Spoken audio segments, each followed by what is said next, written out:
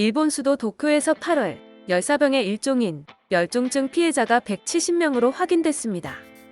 25일 도쿄신문은 도쿄감찰 의무원을 인용해 도쿄 23개 구에서 전날 기준 8월 멸종증 피해자는 170명이라고 보도했는데요.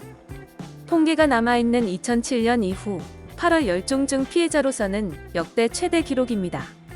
지난해 전국 열사병 피해자 수인 135명을 훌쩍 뛰어넘었는데요.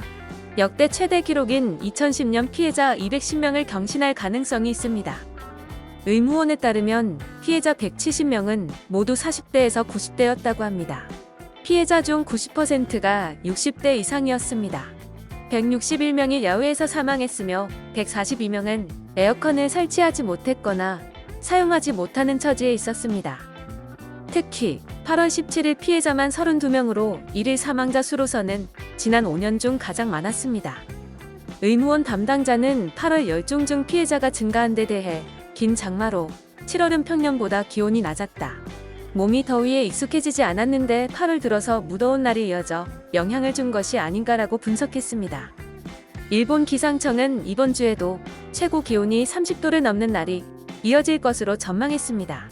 기상청 관계자는 주말에 걸쳐 더운 날이 계속된다. 계속 멸종증에 주의해달라고 호소했습니다. 특히 올해는 신종 코로나 바이러스 감염증 확산으로 인해 멸종증 치료 시 매우 주의가 필요하다고 합니다. 열사병은 발열과 건태감 등 증상이 코로나19 증상과 비슷한데요.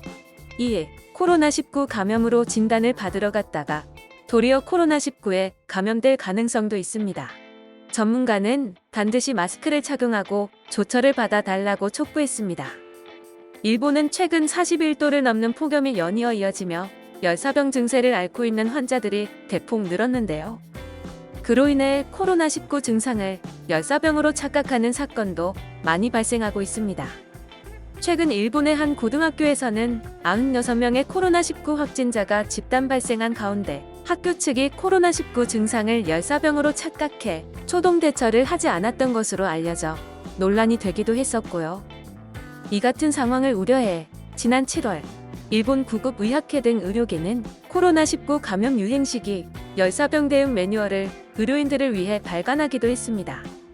이 매뉴얼에 따르면 열사병 경증에서 보이는 발열, 권태감, 두통, 근육통 등이 코로나19 환자들에게서도 발견된다고 합니다. 열사병 중증에서 보이는 의식 장애 역시 코로나19 환자 일부가 겪는 증상입니다. 이 밖에 구토 등 소화기 장애도 동일하지만 후각 장애와 미각 장애는 열사병에서는 나타나지 않고 코로나19 감염자에게서만 나타나고 있습니다. 25일 기준 일본의 코로나19 일일 신규 확진자는 716명을 기록하며 폭발적인 증가세를 보이고 있는데요. 크루즈 유람선 다이아몬드 프린세스호 712명을 포함한 일본의 누적 코로나19 확진자는 64,712명이며 누적 사망자는 1,230명으로 집계되고 있습니다. 지금까지 일본에서 폭증하고 있는 열사병 피해자에 대해 알아봤는데요. 영상을 잘 보셨다면 구독과 좋아요 부탁드립니다. 감사합니다.